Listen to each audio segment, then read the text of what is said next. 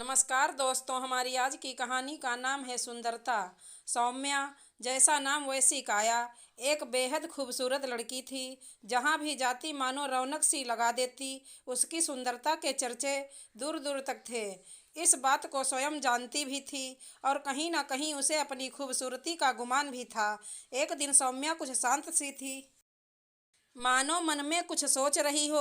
उसकी माँ ने पूरा दिन कुछ कहा तो नहीं, पर अपनी बेटी की हिचकिचाहट महसूस कर पा रही थी। रात होते ही उसकी माँ अपनी ममता को रोक ना पाई और बेटी से बात करने चल पड़ी।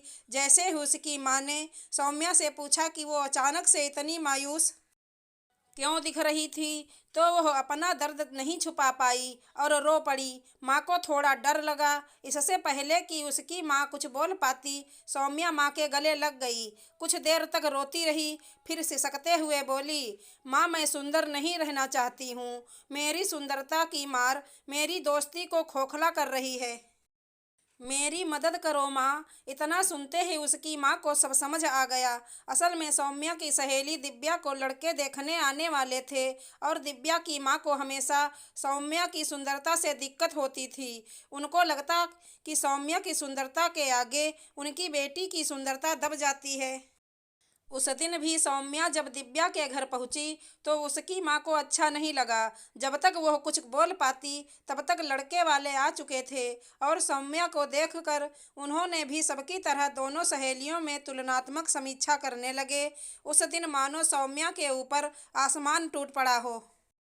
वह जिस सुंदरता को बस व्यक्ति के चरित्र का हिस्सा मानती थी, उसकी गंभीरता को समझने लगी। उसके लिए यह बहुत बड़ी समस्या बन चुकी थी, जिसे वह एकमात्र आवरण मानती थी। आज उसी सुंदरता ने उसकी दोस्ती को क्षति पहुंचाई थी। इतने में सौम्या की माँ पानी के 2 गिलास लेकर आई। एक गिलास बहुत ही सुंदर था। उसको देखते ही सौम्या बोली, माँ, ये गिलास तो बहुत सुंदर है, यह कब खरीदे? माँ ने हंसकर जवाब दिया, क्या फर्क पड़ता है बेटा, ये है तो खाली ही। पानी तो इस दूसरे मामूली से गिलास में है। यह गिलास सुंदर तो है, पर किसी की प्यास नहीं मिटा सकता। सौम्या ने अचरज से अपनी माँ को देखा। कुछ बोल पाती इससे पहले ही माँ ने कहा, सुंदरता भी इसी गिलास के समान है। कोई व्यक्ति कितना भी सुंदर हो और इस बात को उसे कितना भी गुमान हो, उसका कोई फर्क नहीं पड़ता, क्योंकि असली सुंदरता है चरित्र की सुंदरता। सुंदरता तन की नहीं मन की होनी चाहिए, क्योंकि तन की सुंदरता कभी भी नष्ट हो सकती है, पर मन की सुंदरता का कोई मोल ही नहीं होता।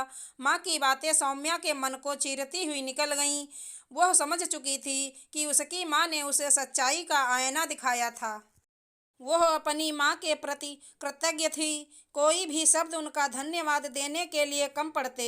वह इस सच का ज्ञान पाकर बहुत प्रसन्न थी। आशा करती हूँ हमारी कहानी अच्छी लगी होगी। धन्यवाद दोस्तों।